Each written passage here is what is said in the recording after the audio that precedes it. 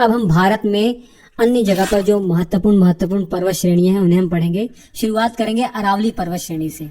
ये अरावली पर्वत श्रेणी भारत की सबसे पुरानी पर्वत श्रेणी है। भारत की कहें या विश्व की कह दें, विश्व की बहुत ही पुरानी पर्वत श्रेणियों में से एक है ये अरावली पर्वतमाला जो है ना, ये प्री कैम्ब्रियन काल की जो चट्टानें हैं उनसे बनी हुई है। इसका जन्म लगभग 1.9 बिलियन वर्ष पहले जो प्रोटोजोइक युग था ना उसमें हुआ था। क्योंकि ये पर्वत श्रेणी इतनी पुरानी है इसलिए इसे रेजिडुअल माउंटेन कहा जाता है या अवशिष्ट पर्वत कहा जाता है टाइम पीरियड के हिसाब से। लेकिन बनावट के अनुसार देखा जाए तो ये फोल्ड माउंटेन है, क्योंकि इनका भी निर्माण वैसे ही हुआ है जैसे हिमालय पर्वत का निर्माण हुआ है। तो इसलिए हम कह सकते हैं अरावली पर्वत श्रेणी एक ओल्ड फोल्डेड माउंटेन है, अर्थात प्राचीन वलित पर्वत है। जबकि हमारा हिमालय पर्वत कैसा था, ये एक यंग फोल्डेड माउंटेन था। तो यहाँ स्टूडेंट को कंफ्यूज होता है कि सर ये अवशिष्ट पर्वत श्रेणी है या वलित पर्वत श्रेणी है। तो ध्यान दीजिए ये दोनों चीजें अलग अलग है। टाइम पीरियड के हिसाब से देखेंगे, चूंकि ये बहुत प्राचीन है तो इसलिए रेजिडुअल माउंटेन है। लेकिन बनावट के तरीके से हिसाब से देखेंगे आप तो ये फोल्ड माउंटेन है, क्योंकि इनका भी निर्माण प्लेट टेक्टोनिक थ्योरी में आपने पढ़ा होगा, दो प्लेटों के आपस में टकराने से हुआ है। जब इसका निर्माण हुआ था तो प्रारंभ में इसकी औसत ऊंचाई बहुत अधिक हुआ करती थी। क्योंकि ये इतनी पुरानी है, इतनी पुरानी पर्वत श्रेणी है, तो लगातार इरोजन एक्टिविटी के कारण इसकी औसत ऊंचाई अब मात्र 600 से 900 मीटर के आसपास रह गई है। ये अरावली पर्वत श्रेणी गुजरात में, राजस्थान में, हरियाणा में और दिल्ली में फैली हुई है। इस पर्वत श्रेणी की जो सबसे ऊंची चोटी है उस चोटी का नाम है गुरु शिखर। 1722 मीटर उसकी हाइट है। ये कहाँ पर स्थित है ये बहुत बड़ा प्रश्न है। तो राजस्थान के अंदर एक जिला है सिरोही और वहां पर एक जगह है माउंट आबू, वहीं पर ये चोटी स्थित है। इस अरावली पर्वत श्रेणी की अगर लंबाई की बात करें, अर्थात गुजरात से दिल्ली तक किसी की लंबाई की बात करें तो 670 किलोमीटर के आसपास इसकी लंबाई है। बहुत महत्वपूर्ण खनिज पदार्थ भी यहाँ उपस्थित हैं, जैसे शीशा, तांबा, जस्ता और भी कई प्राकृतिक खनिज यहाँ पाए जाते हैं। लेकिन मानव क्या कर रहा है, मानव लगातार इसका दोहन कर रहा है और इस लगातार दोहन होने के कारण अरावली पर्वत श्रेणी लगातार कम होती जा रही है। और ये हमारे लिए एक संकट की बात है, क्योंकि आपको मालूम होना चाहिए कि अरावली पर्वत श्रेणी के आसपास बहुत सारे ऐसे स्थान हैं जो भूजल को रिचार्ज करते हैं। इसके अलावा आप जानते होंगे कि पश्चिम में जो थार मरुस्थल है, उस थार मरुस्थल के लिए भी ये इम्पोर्टेंट है। उस थार मरुस्थल को पूर्व की तरफ विस्तार होने से कौन रोक रहा है, यही अरावली पर्वत रोक रही है। तो अरावली पर्वत श्रेणी एक बाउंड्री की तरह काम करती है थार मरुस्थल के लिए। और ये अरावली पहाड़ियां जो है ना, मध्य एशिया से जो पछुआ हवाएं आती है ना, हमारे मैदानी क्षेत्रों में, मैदानी इलाकों में आती है, उसको भी रोकने का काम करती है। इसके अलावा लूनी नदी, साबरमती नदी, इनका भी उद्गम यहीं से हुआ है। लूनी नदी के बारे में तो आप जानते ही होंगे, इसे लवण नदी भी कहते हैं। ये गुजरात के कच्छ के रण में जाकर विलुप्त हो जाती है, जबकि साबरमती गुजरात में जाकर खंबाती खाड़ी में गिर जाती है। उदयपुर के अंदर इस अरावली पर्वत श्रेणी की कई पहाड़ियों को जरगा की पहाड़ियां कहा जाता है और दिल्ली में इसे दिल्ली पहाड़ियां कहा जाता है। और इंटरेस्टिंग चीज मैं ये बताऊं आपको कि दिल्ली का जो राष्ट्रपति भवन है ना, वो आपने सुना होगा कि रायसीना की पहाड़ियों पर बना हुआ है। तो ये रायसीना की पहाड़ियां कोई और नहीं, ये अरावली पर्वत श्रेणी का ही हिस्सा है। कुछ महत्वपूर्ण चोटियां हैं जो एग्जाम पॉइंट ऑफ व्यू से आपको जरूरी याद करनी है, जो इस अरावली पर्वत श्रेणी में है, जैसे शेरे, रघुनाथगढ़, अचलगढ़, दिलवाड़ा तो बहुत ही फेमस है, क्योंकि दिलवाड़ा चोटी पर एक जैन मंदिर है। दिलवाड़ा का जैन मंदिर वो बहुत ही प्रसिद्ध है। तो इतनी बातें अरावली पर्वत श्रेणी के बारे में आपको याद रखनी। इस पर्वत श्रेणी का नाम है विंध्याचल पर्वत श्रेणी। तो आप समझ सकते हैं कि यह भी एक बहुत ही प्राचीन पर्वत श्रेणी है, अर्थात ये भी एक रेजिडुअल माउंटेन है, अवशिष्ट पर्वत श्रेणी है, जैसे अरावली पर्वत श्रेणी थी। ये भारत के गुजरात से लेकर बिहार तक विस्तृत है। मुख्य तौर पर देखा जाए तो गुजरात, मध्य प्रदेश, उत्तर प्रदेश में भी थोड़ा बहुत है। इसके अलावा झारखंड को टच करते हुए बिहार तक ये फैली हुई है। हालांकि राजस्थान के भी बॉर्डर पर थोड़ा बहुत ये टच कर रही है, लेकिन मुख्य तौर पर अगर राज्य याद रखना है ना तो गुजरात, मध्य प्रदेश, उत्तर प्रदेश याद रखिए, ये तीन महत्वपूर्ण है। इसकी लंबाई 1200 किलोमीटर है लगभग, अगर पश्चिम से पूर्व की तरफ देखें।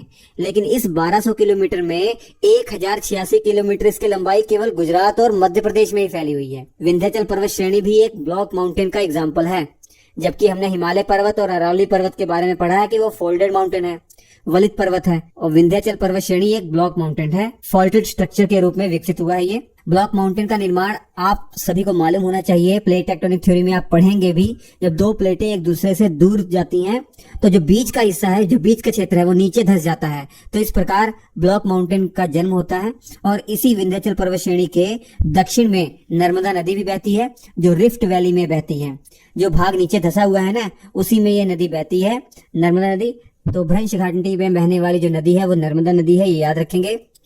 इसके अलावा विंध्य पर्वत श्रेणी की जो उत्तरी ढाल है, उत्तरी ढलान है, उस पर मालवा का पठार है, बुंदेलखंड का पठार है, भांडेर का पठार है और बघेलखंड का पठार है। ये पठार वाले चैप्टर में हम पढ़ाएंगे।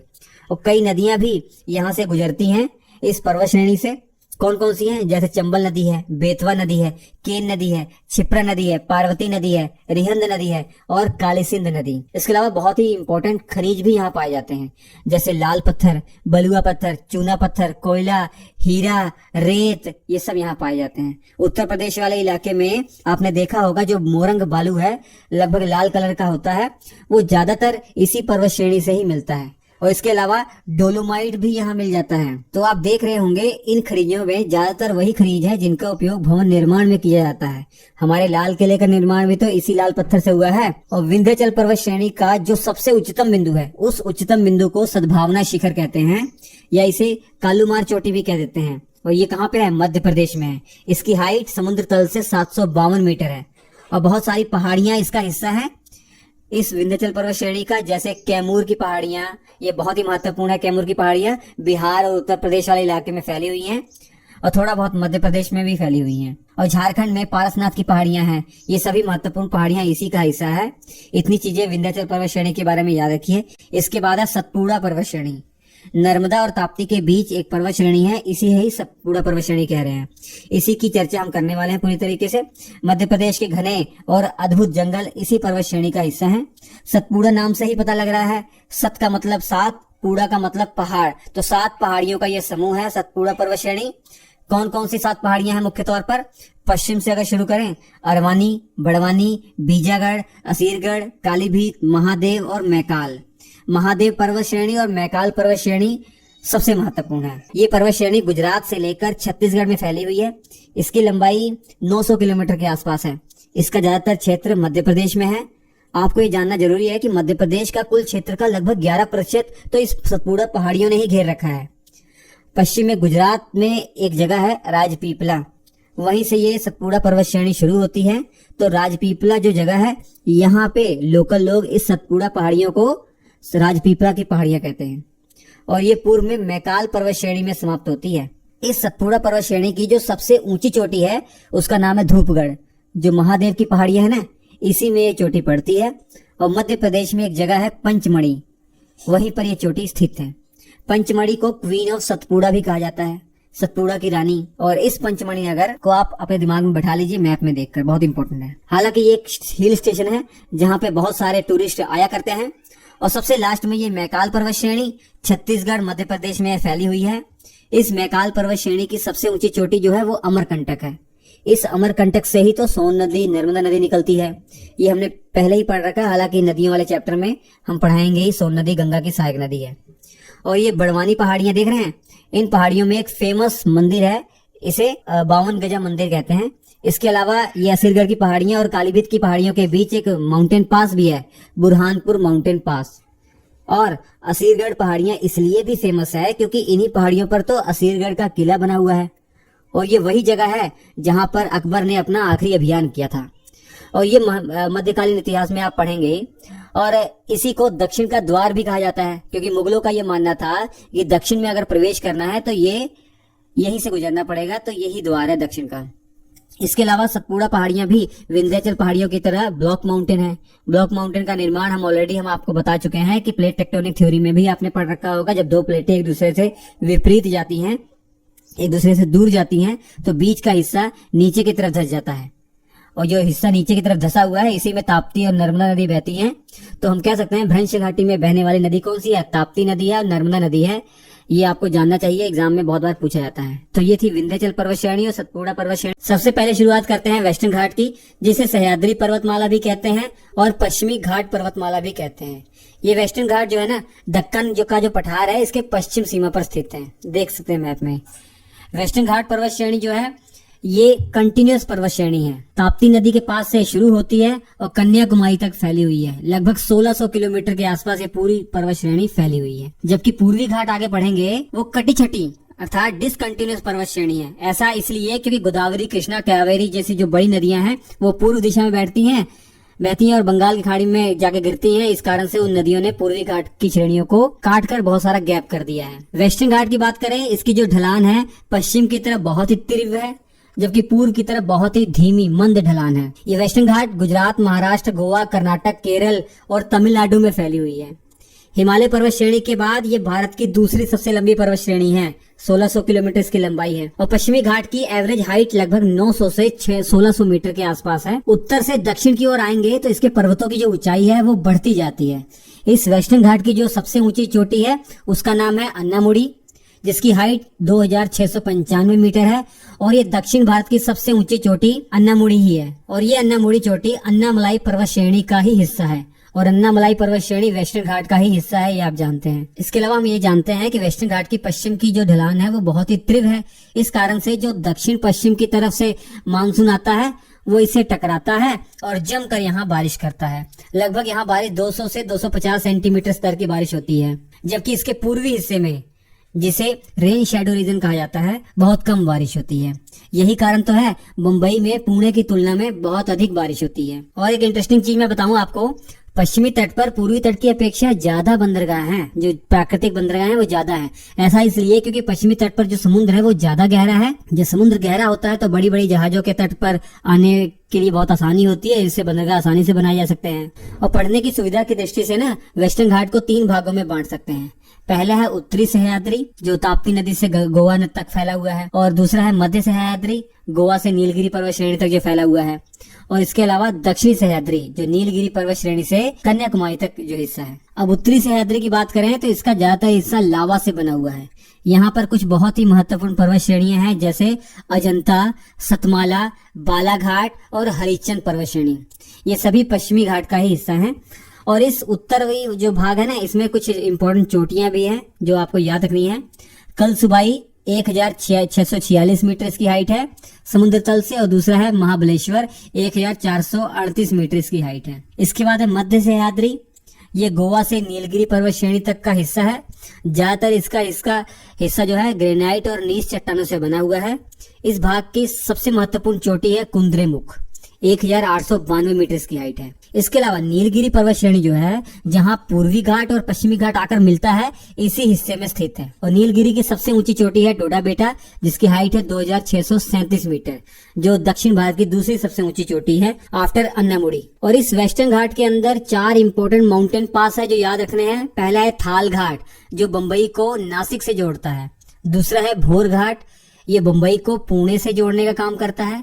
और थर्ड है पाल घाट, ये केरल के पलक्कड़ को तमिलनाडु के कोयम्बटूर से जोड़ने का काम करता है। और फोर्थ है शेन कोटा दर्रा, ये केरल के तिरुवनंतपुरम को तमिलनाडु के मदुरै से जोड़ने का काम करता है। इसके अलावा इंटरेस्टिंग चीज मैं आपको बताता हूँ, जब दक्षिण पश्चिम मानसून वेस्टर्न घाट की तरफ आता है ना, तो यहाँ टकराता है तो खूब वर्षा होती है।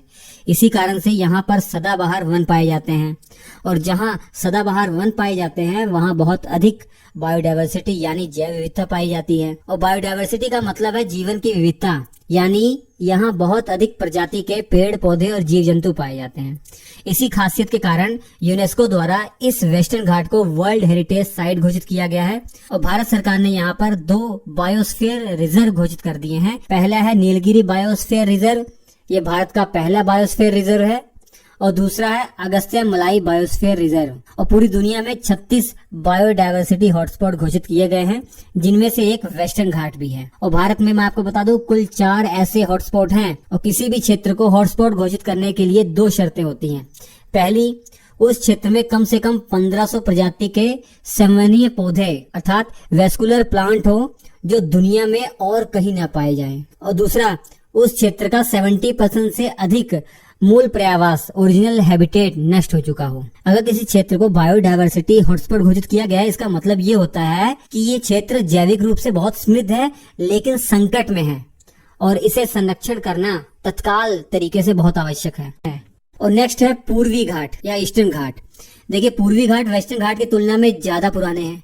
क्योंकि ये ज्यादा पुराने हैं तो इसलिए इरोजन की प्रक्रिया के कारण इसकी औसत ऊंचाई वेस्टर्न घाट की अपेक्षा बहुत कम है, लगभग 600 मीटर के आसपास है। और ये ईस्टर्न घाट पर्वतमाला वलित पर्वत का उदाहरण है, जबकि जो वेस्टर्न घाट था ये एक ब्लॉक माउंटेन था जो एक भ्रंश कगार का उदाहरण है। और पूर्वी घाट की एक इम्पोर्टेंट विशेषता ये है कि ये वेस्टर्न घाट की तरह कंटिन्यूस नहीं है, निरंतर नहीं है, ये डिसकंटिन्यूअस है यानी असतत है। ऐसा इसलिए क्योंकि ज्यादातर जो प्रायद्वीपीय नदियां हैं जैसे महानदी, गोदावरी, कृष्णा और कावेरी, ये सब पूर्व दिशा में बहती हैं और बंगाल की खाड़ी में जाकर गिर जाती हैं।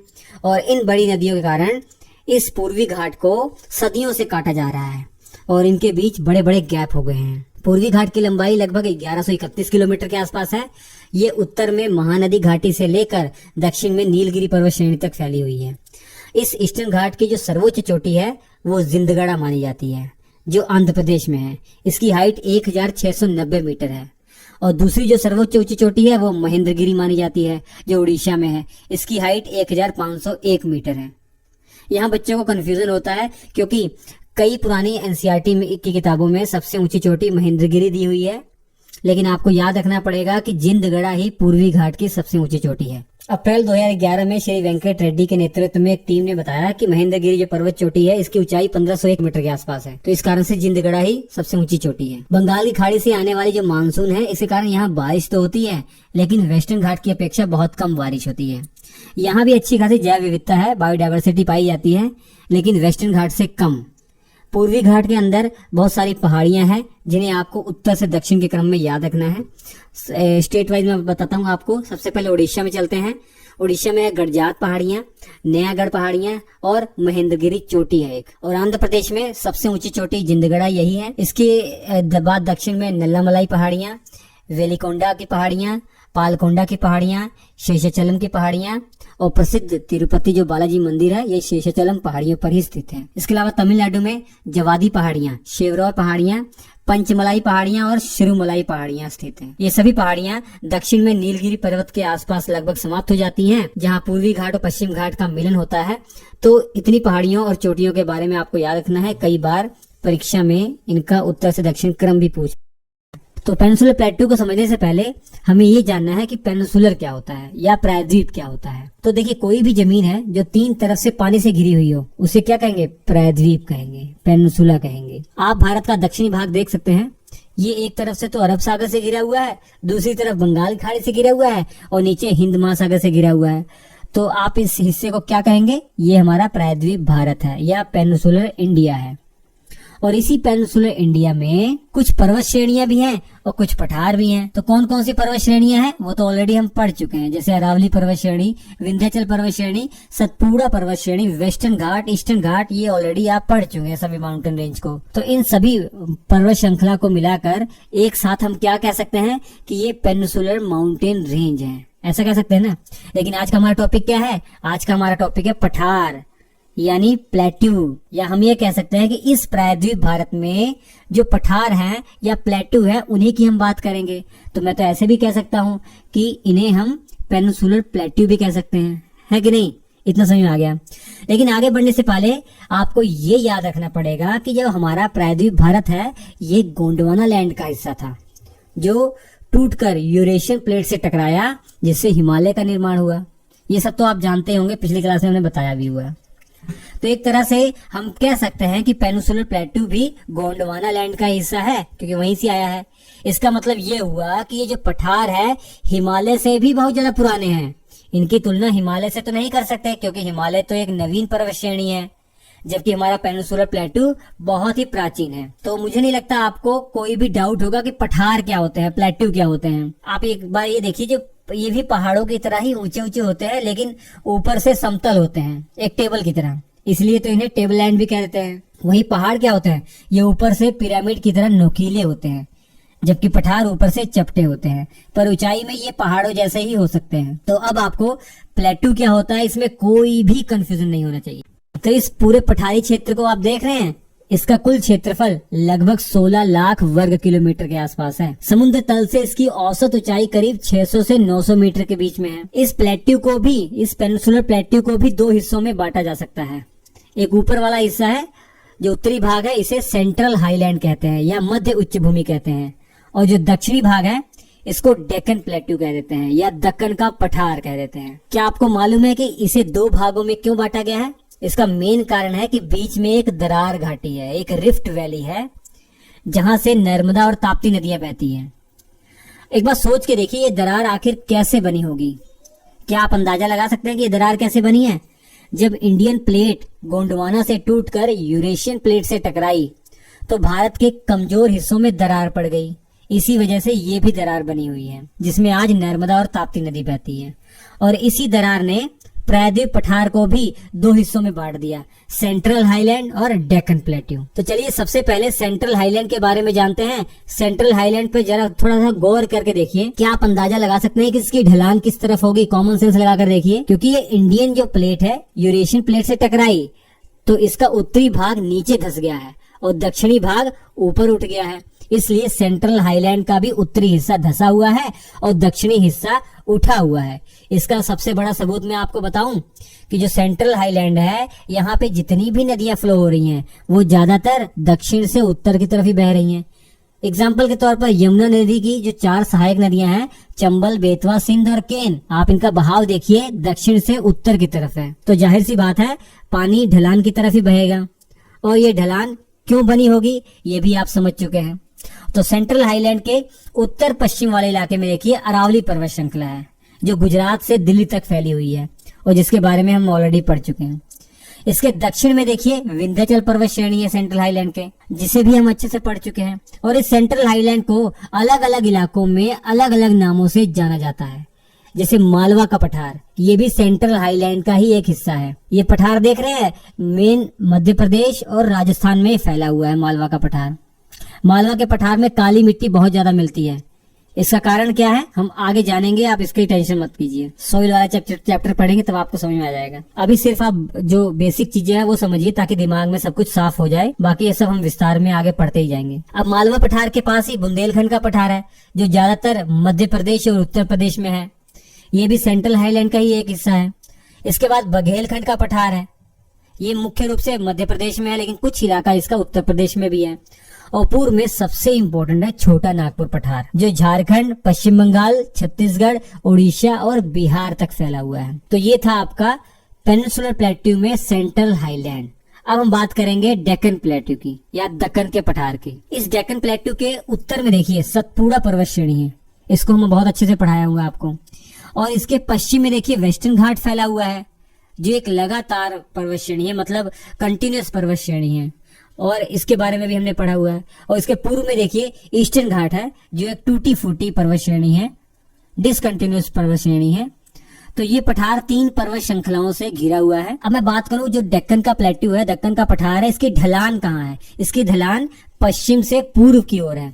इसका सबूत क्या है? सबूत यह है कि इस इलाके में जितनी भी बड़ी नदियां हैं, जैसे गोदावरी, कृष्णा, कावेरी, सभी की सभी पश्चिम से पूर्व की ओर बहती हैं, जो बंगाल की खाड़ी में जाकर गिर जाती हैं। तो ये कंसेप्ट भी आपके दिमाग में साफ हो गया, ढलान इसकी पश्चिम से पूर्व है। लेकिन बात ये उठती है कि इसकी ढलान बनी कैसे, यानी डेक्कन प्लेट्यू पश्चिम में ऊंचा है और पूर्व में नीचा है, ऐसा क्यों भाई? देखिए, जब इंडियन प्लेट्यू यूरेशियन प्लेट से टकराई तो प्रायद्वीप भारत का जो पश्चिमी किनारा है वो टूटकर समुद्र में धंस गया और जो पठार वाला हिस्सा है वो ऊपर उठ गया। इसी तरह से वेस्टर्न घाट का भी निर्माण हुआ। ये हमने वेस्टर्न घाट वाले चैप्टर में भी पढ़ा हुआ है। अगर इसे आपको और आसानी से समझना है तो सोचिए कि जब कोई गाड़ी दीवार से टकराती है तो उसका पिछला हिस्सा ऊपर की तरफ उठ जाता है, वैसा ही यहाँ कुछ यहाँ भी हुआ है। और यही वजह है प्रायद्वीप भारत का जो पश्चिमी भाग है ये ऊंचा है और ढलान पूर्व की तरफ है। और हम इस डेक्कन प्लेट्यू को मुख्य तौर पर 4 भागों में बांटकर पढ़ सकते हैं। एक महाराष्ट्र का पठार है, कर्नाटक का पठार जिसे मैसूर पठार भी कहते हैं, थर्ड है तेलंगाना का पठार और फोर्थ है दंडकारण्य का पठार। याद रखिए दंडकारण्य का पठार मुख्य रूप से छत्तीसगढ़ और उड़ीसा में है। इसका कुछ हिस्सा है तेलंगाना और आंध्र प्रदेश में। अब चलते हैं उत्तर पूर्व की तरफ, नॉर्थ ईस्ट की तरफ। हमने मेघालय पठार की बात की थी, जिसे शिलोंग का पठार भी कहते हैं। और इसका जो पूर्वी विस्तार है उसको कार्बी आंगलांग का पठार कहते हैं, जो असम में फैला हुआ है। और इसके अलावा जो मेघालय का पठार हम बोल रहे थे आपको, ये तो मेघालय राज्य में ही फैला हुआ है। और इसी मेघालय के पठार के ऊपर 3 इंपॉर्टेंट पर्वत श्रृंखलाएं हैं जो हमने पढ़ी हुई हैं, गारो, खासी और जयंतियां। ये तीनों महत्वपूर्ण पर्वत श्रृंखलाएं शिलोंग पठार या मेघालय के पठार का ही हिस्सा है। ये तो आसान सी बात होगी, पर सवाल मेन ये है कि शिलोंग का पठार प्रायद्वीप पठार का ही हिस्सा है, तो ये इससे अलग क्यों दिखता है? तो जवाब इसका ये है कि जब इंडियन प्लेट यूरेशियन प्लेट से टकराई तो छोटा नागपुर और मेघालय पठार के बीच की जो जमीन है ये नीचे की तरफ धंस गई, जिसे बाद में गंगा और ब्रह्मपुत्र नदियों ने अपनी लाई हुई मिट्टी से भर दिया। इन्होंने पूरी जलोढ़ मिट्टी इस पर बिछा दी।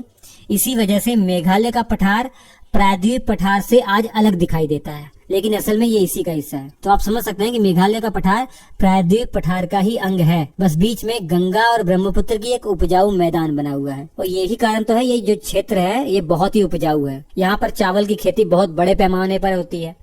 ये सब आप आगे पढ़ेंगे ही, कृषि वाले चैप्टर में भी पढ़ाएंगे इसको। और ये जो खाली जगह है इस जगह को मालदा गैप या गारो राजमहल गैप भी कहते हैं। गारो राजमहल गैप क्यों कहते हैं? क्योंकि इसके पूर्व में जो पहाड़ियां हैं वो गारो की पहाड़ियां हैं और पश्चिम में राजमहल की पहाड़ियां हैं, तो इसलिए गारो राजमहल गैप कह देते हैं। तो ये था पेनिनसुलर प्लेटू। अब पेनिनसुलर प्लेटू आपने पढ़ लिया ना, अब जो ल्यूसेंट में कंटेंट दिया गया है इस रिलेटेड वो बहुत आसान आपको लगेगा। होप आपको ये वीडियो समझ में आ गया होगा, आसान लगा होगा। वीडियो आपको अच्छे लगते हैं तो लाइक कमेंट जरूर कीजिए। Thank you.